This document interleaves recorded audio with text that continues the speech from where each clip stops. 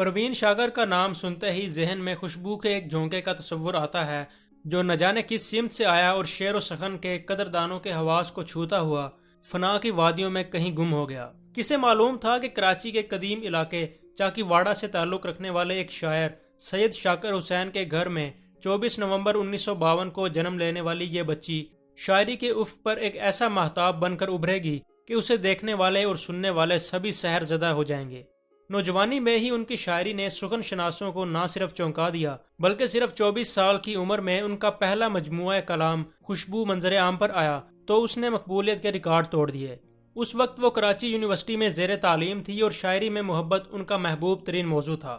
قدرت نے انہیں صرف حسن کلام سے ہی نہیں نوازا تھا بلکہ وہ خود بھی ایک حسین و دلکش شخصیت کی مالک تھیں۔ اوپر سے ان کے شعر سنانے کے انداز میں وقار و تمکنت کے ساتھ ساتھ جو خوبصورتی اور دل نشینی تھی وہ انہیں بہت ہی منفرد اور ممتاز بنا دیتی تھی۔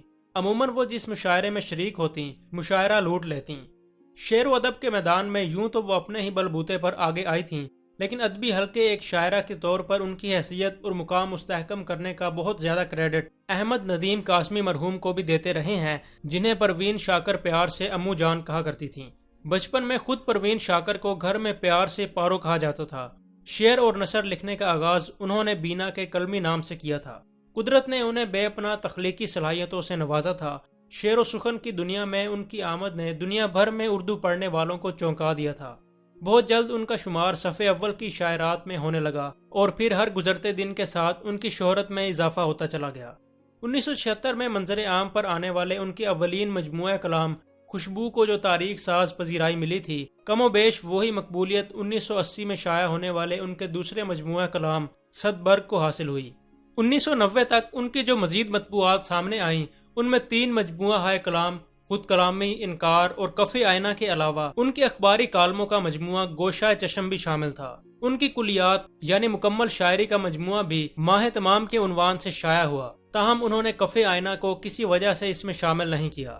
غزلیات کے علاوہ انہوں نے آزاد نظمیں بھی کہیں اور ان پر بھی خوب داد و تحسین حاصل کی۔ پروین شاکر کے بعض اشعار تو ضرب المثل کی سی حیثیت اختیار کر گئے، مثلاً کیسے کہہ دوں کہ مجھے چھوڑ دیا ہے اس نے، بات تو سچ ہے مگر بات ہے رسوائی کی، جگنو کو دن کے وقت پرکھنے کی ضد کریں، بچے ہمارے عہد کے چالاک ہو گئے۔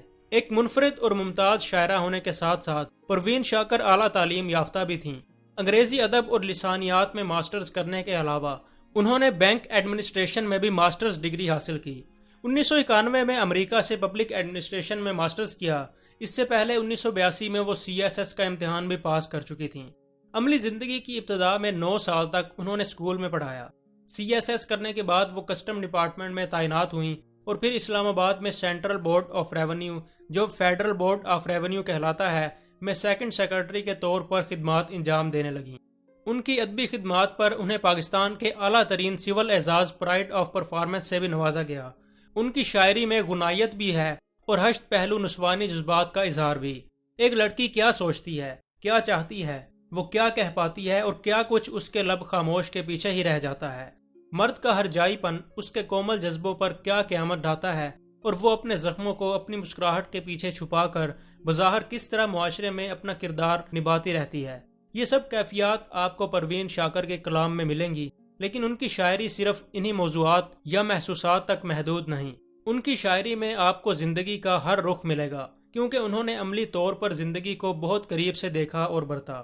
نجی زندگی میں بہت سی تلخیوں کا سامنا بھی کیا۔ ان کی شاعری میں ان تلخیوں کا مبہم مگر خوبصورت اظہار بھی نظر آتا ہے۔ اپنی آزاد نظموں میں وہ قدرے بے باک اور زیادہ جرأت مند نظر آتی ہیں۔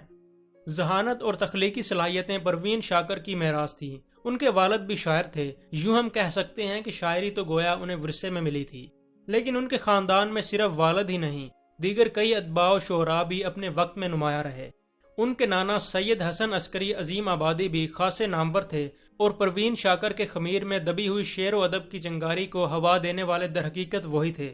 انہوں نے پروین شاکر کو بچپن ہی سے شعر و ادب کی عمدہ کتابیں دے کر ان میں مطالعے کا شوق پیدا کیا، جس کی وجہ سے نوجوانی میں ہی ان کا ادبی ذوق پختہ ہو گیا۔ کم عمری سے ہی وہ کراچی کی ادبی محفلوں کے علاوہ ریڈیو پاکستان کراچی کے ادبی پروگراموں میں بھی شرکت کرتی تھیں۔ 1970 میں ریڈیو پر بزم طلباء پیش کیا جاتا تھا۔ اس پروگرام میں ایک بار مشاعرہ بھی منعقد کرایا گیا جو ایک طرح سے شاعری کا مقابلہ بھی تھا۔ پروین شاکر نے اس مشاعرے میں پہلا انعام حاصل کیا۔ اس انعام نے یقیناً پروین شاکر کی شعری صلاحیتوں کو مہمیز کیا، اور پھر وہ لفظوں کی جادوگری میں ہر روز نت نئے تجربات کرتی مسلسل آگے بڑھتی چلی گئیں۔